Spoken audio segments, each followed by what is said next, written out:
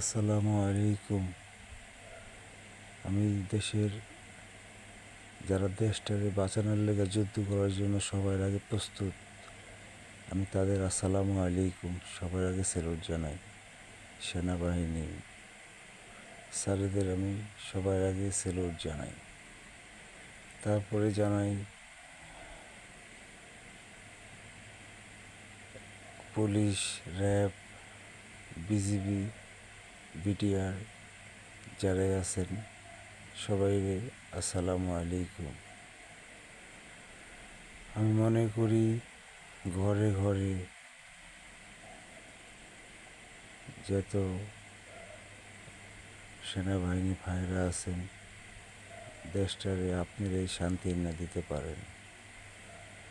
দেশটারে police, RAB, সেনাবাহিনী আরও যারা আইনের লোক আছেন, দেশটার থেকে চাঁদাবাজি, তারপরে চাল ডাল পেঁয়াজ এটি কিনা যারা সিন্ডিকেট করে তাদের মানে দেশটাতে যারা দুর্নীতি করে তাদের দমন করতে পারে না একমাত্র সেনাবাহিনী, র্যাব, পুলিশ। যদি এরা চায় দেশটা সিঙ্গাপুর, জাপান, আমেরিকা, সুইজারল্যান্ড হইতে বেশিক্ষণ লাগবে না।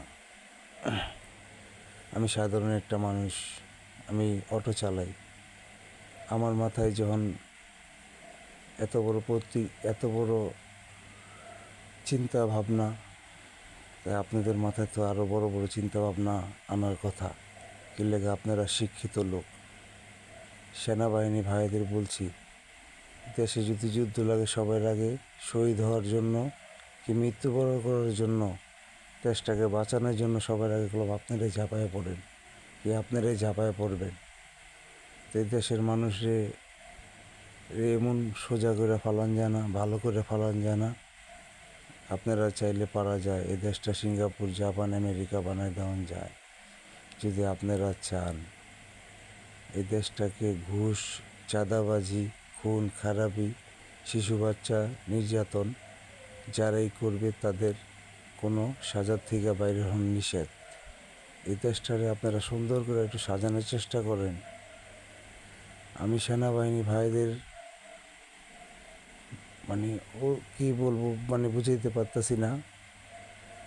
দেশটার লেগে যখন যুদ্ধ করতে পারবেন, জীবন দিতে পারবেন, তাহলে দেশটাকে সুন্দর করতে পারবেন না। আমি ঘুষ খাইয়া হয়েছি, আমার পোলাপাইনে কি ঘুষটাই শিখবো, চুরিটাই শিখবো, শিক্ষা বিদ্যা পইরা এটাই চান? আমি ঘুষ খাইয়া মরছি, আমার পোলাপাইনে ঘুষ খাইয়া বাঁচবো মরবো?